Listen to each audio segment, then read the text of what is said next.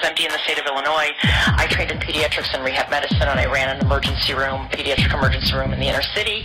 And during that time, I witnessed several children, after being in the vaccine clinic, coming to the emergency room in status epilepticus with asthma, even respiratory arrest. That was a while ago. Since that time, we've had an emerging field called epigenetics, which is the field of looking at the link between genetics and environmental toxins affecting people individually. Vaccines are not safe and effective for everyone. This cannot be a one-size-fits-all. Not everyone has the same risk factors. But in the last 20 to 30 years, we have elucidated some things that are known as risk factors, and they're called single nucleotide polymorphic variants. And these interface with things like drugs and vaccines very differently for different people. And this is not a 1 in a million type of issue. So there can be maybe up to 10 to 15% of people that are quite susceptible to different vaccines. And these are a minority, a susceptible minority, who are being left out in the rain without an umbrella. So while it sounds good and well that vaccines are safe and effective, just so you understand that they are legally classified as unavoidably unsafe, and the manufacturers are not liable. This is a liability-free product that is being mandated on children who have epigenetic susceptibility to injury, and the injuries are serious, including death and chronic encephalopathies. And while there's only been 2 deaths from measles in this country since 2003, there's been at least 400 and some odd children who've died from the vaccine. And according to Gregory Poland, who is a vaccinologist at Mayo Clinic, he has written an article called The Paradox of Measles, which states that you cannot eradicate a virus like measles with a live viral vaccine. You also will see that the majority of outbreaks, and while it is different in this community because you've got a tight community of unvaccinated people where this measles outbreak is happening, but the majority of measles cases around the country are actually in the vaccinated.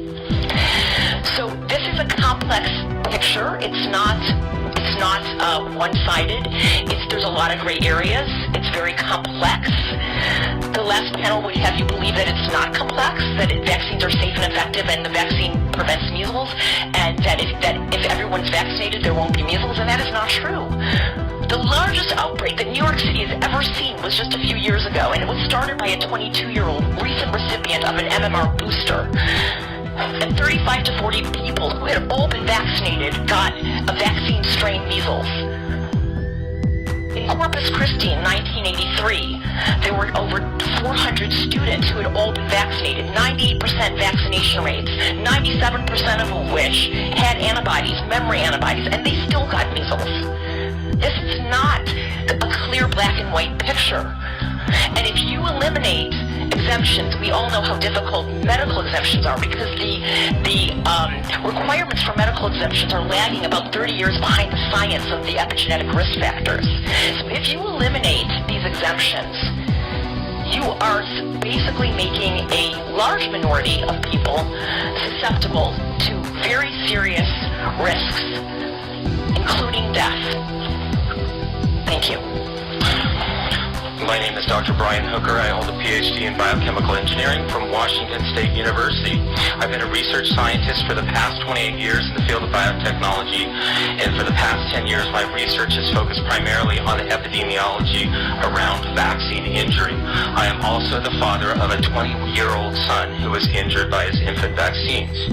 There is a problem with measles in Washington State, but it's not low vaccination rates. It's actually high vaccination rates with a vaccine product unable to provide lifetime immunity or vigorous maternal protection to infants during their first year of life. When the measles vaccine was first introduced, everyone over the age of 15 had lifetime immunity.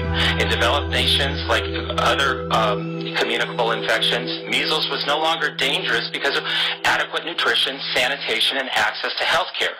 Because it's a routine part of childhood, teens, adults, parents, grandparents were immune. Because of maternal passive immunity, infants were protected.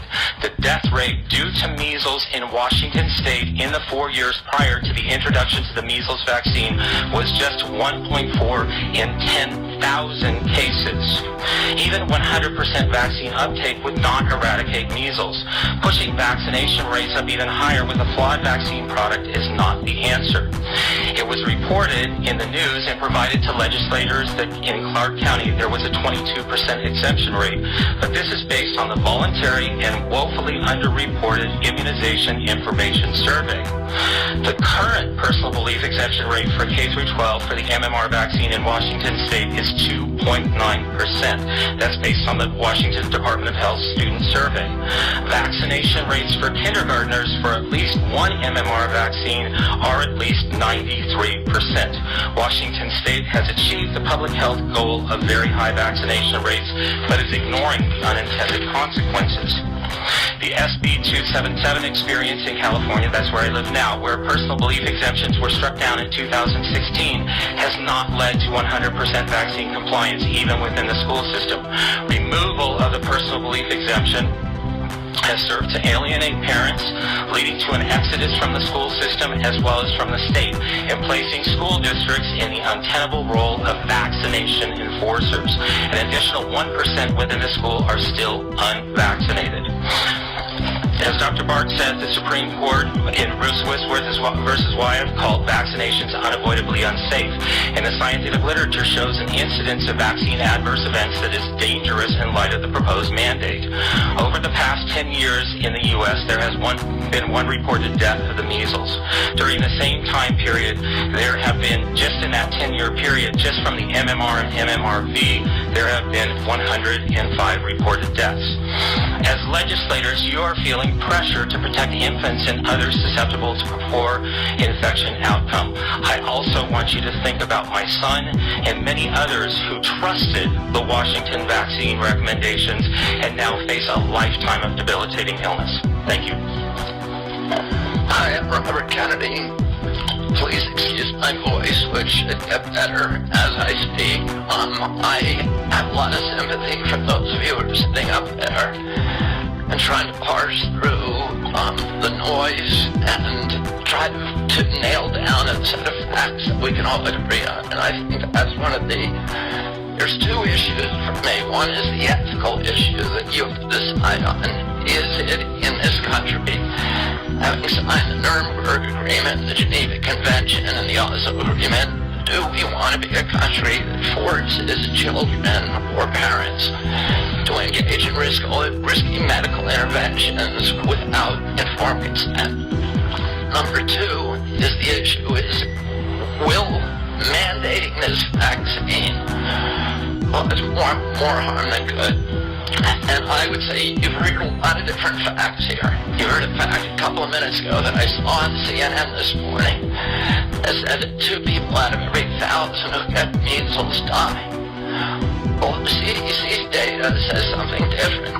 Prior to 1963, the initial introduction of this vaccine, the death rate for measles had dropped to 1 in 100,000. You can look at your own DOH data from Washington State in the 12 years prior to the mandates in school, when you had very, very low vaccination rates. There were 0 deaths per year. There were 1 death every 5 years from severely immunized, compromised people, and that was before we knew about the cure for most measles, infectious measles, which is vitamin A. I will say to you this, you do not know the answer to this question. Nobody does. Because we do not know the risk profile of the MMR vaccine. And that is deliberate. The MMR vaccine, as you know, we had the Vaccine Act was passed, Congress in the thrall of vaccine money passed the Vaccine Act in 1986. There was a gold rush of removing liability from those companies. So no matter how egregious the injury, they cannot be sued. There is 0 incentive for them to make a safe vaccine. In the years that follow, I got 3 vaccines as a kid. I have 7 children. They got 72 vaccines mandatory. And we saw beginning that year an explosion of chronic illnesses. ADD, ADHD, speech delay, language delay, autism.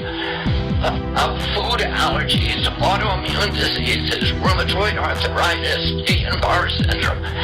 Prior to 1986, there was 12% of the kids in this country, according to HHS, had chronic disease.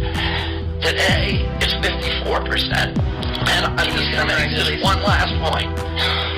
Vaccines are not required. In that same act, most people don't know this. They're not required to do double-blind placebo studies. So there is no safety testing. This vaccine never underwent any safety testing. Okay, thank you, sir.